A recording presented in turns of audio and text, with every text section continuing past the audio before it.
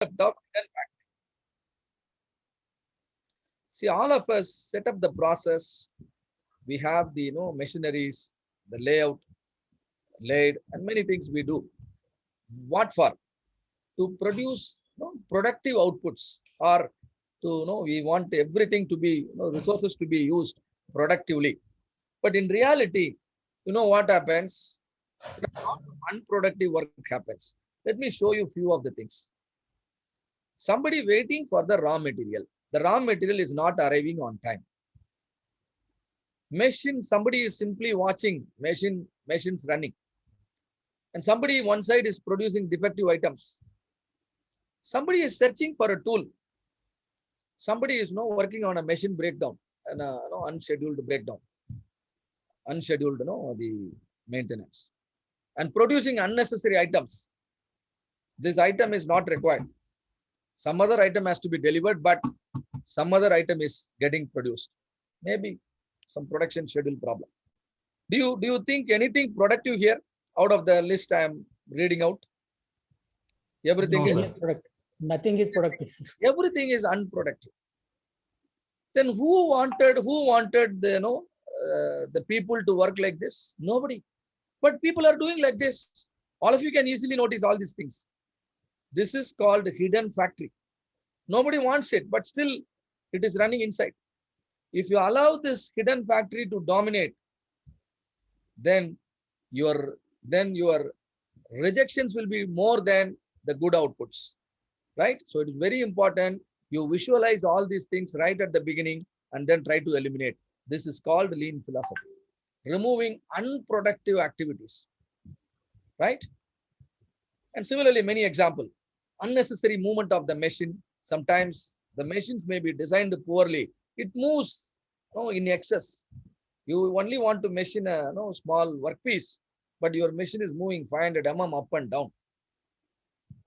No need. Unnecessary movement. It is going to consume energy. It is going to take a lot of time. Design problem or setting problem. So these are all definitely wasteful activities, unproductive activities. Anything that is seen unproductive is actually a part of your hidden factory. You must visualize all the unproductive activities and then eliminate. This is called lean. Very, very important. You might think, what is that improvement you are going to get? The improvement is going to be really phenomenal if you identify the wasteful activities or so-called the unproductive activities and then eliminate them. See here, lean is nothing but transforming your process from the current state to a future state. What is future state? There is something written here, true north. Lead time is equal to value adding time. You are running the factory for 8 hours every shift. All 8 hours you are spending productively. I have been talking to all of you since 7 o'clock. Now it is 90 minutes over. I do not know how many minutes you will feel productive. If you say, sir, out of 90 minutes, you are productive 60 minutes and 30 minutes you did marketing. Then, then my value adding time is only 60 out of 90. This 60 out of 90 is called process cycle efficiency. If you want to improve your process cycle efficiency, then you have to identify and eliminate all the wasteful activities which your customer can point out, not you. If your customer can point out and call something as a waste, then you should also call it a waste. You should not argue with your customer. He is not going to listen to you, right? This philosophy is called lean philosophy. Let me give a simple example. The banking process. Money withdrawal. Generally, how much time it took for us to withdraw the money? Let us go back by 10 years. When you go back by 10 years, tell me, how did you withdraw your salary? You go to the bank physically, am I right? All of us go to the bank, take our motorbike, reach the bank, fill up a challan and stand in the queue, produce it in the counter, and then he issues the money. Then you count it, put it in a packet, come back to the house. How much time it takes to complete the transaction? 20 minutes to 30 minutes. Yes. If the bank is next to your house, right? If the bank is some distance, then additional time also. So what was taking, 30 minutes to 1 hour? Now tell me how the same transaction is happening now. Are we going to the bank? No, not necessary. We are not going to the bank. ATM. We maybe go to ATM. Even smarter, we open our mobile app and just Google Pay, Google Pay. Phone Pay. Yeah. All of you were asking exactly. You only want to press few buttons. You don't want to go to the bank. What was hours is now 4 buttons. That's all. This is called. Okay. This is the future process. People never thought the process can go on like this.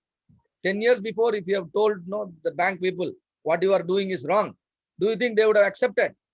Nobody could have accepted. They will definitely laugh at you. What is this you are telling? We have been doing systematically since last 10 years. We are right. But today they could understand they were wrong. Isn't it? Same way. All of you might think, whatever you are doing is productive. But if you really understand the lean principles, lean tools and techniques, if you are able to identify, classify the productive and unproductive activities properly the right way, then you will also be able to find out there are a lot of wasteful activities that exist in all our business processes that has to be visualized. Unless and until you see them, you are not going to remove them. You must have a third eye called lean eye, through which only you can see all the wasteful activities, right? When you identify and eliminate the waste, your processes will get simplified.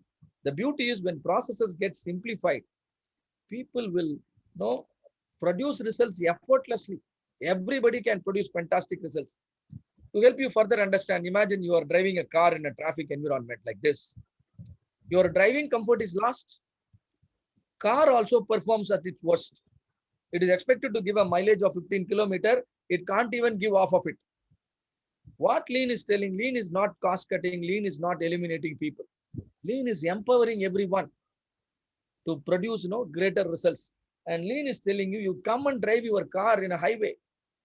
Now what will be your driving comfort? You will enjoy driving. The car which was expected to give a mileage of 15 will give 18 kilometer mileage here.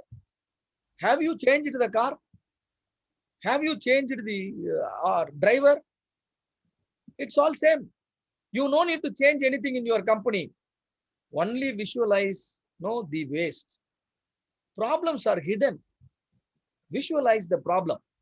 If you see the problem, you can eliminate. That itself can give you a phenomenal growth, right? So before implementing Six Sigma, better all of you can implement lean. But see to that, before that, you gain statistical control. That is more important. And even before implementing statistical control, see to that 5S is implemented in your workplace. How you keep your house neat and clean. Same way you keep your workplace also neat and clean, properly organized, so that people work in an efficient manner. This is called lean. And you can make the right choice, which will best suit. All right. There are several lean tools. I have highlighted few. 3M, Muda, Mura, Muri. Waste, variation, and overloading.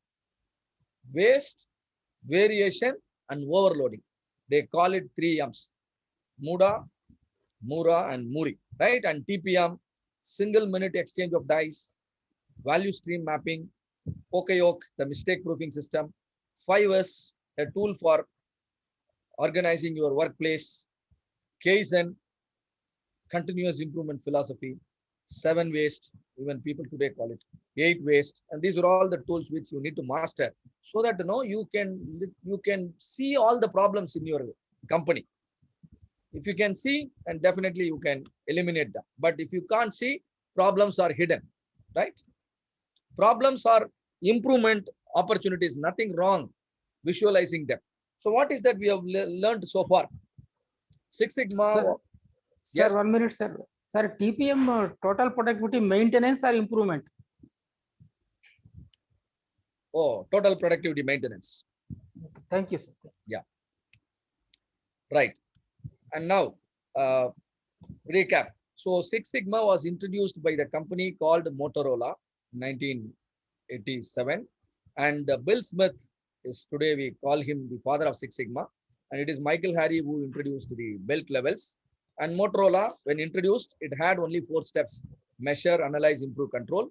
Later in 1995, General Electric, they converted MAC into DMAC. It became 5-step. And reducing cost of poor quality, approach towards reducing cost of poor quality creates enormous opportunity to profit, to maximize your profit margin. Many think, maximizing profit is reducing the employee. Many people think like this: reduce the employee, your profit will be more. You are wrong. Cost of poor quality should be your priority. The focus of Six Sigma is reducing defects by reducing variation. What is this variation? How it is causing the defect? Variation is nothing but part to part variation. You're producing 1,000 units. Is it all 1,000 units are one and same? No, No. it's different. That is called variation. If as long as the difference is well in control, invisible to your customer, keep problems visible to your employees. At the same time, variation, make it invisible to your customer. If you make the variations invisible to the customer will happily buy everything you produce. If you make the same variation visible to your customer, then customer is going to reject some of your product, because the variation, when it is too much, they will consider that as a defective unit. And then you have to reject the product. You cannot raise the bill for it. So variation is essentially basically causing the defects. So the root of the defect is variation. Attack it at the root. And so defects will become very rare. Whereas the philosophy of lean is identifying and eliminating the waste. So this completes my first half, right?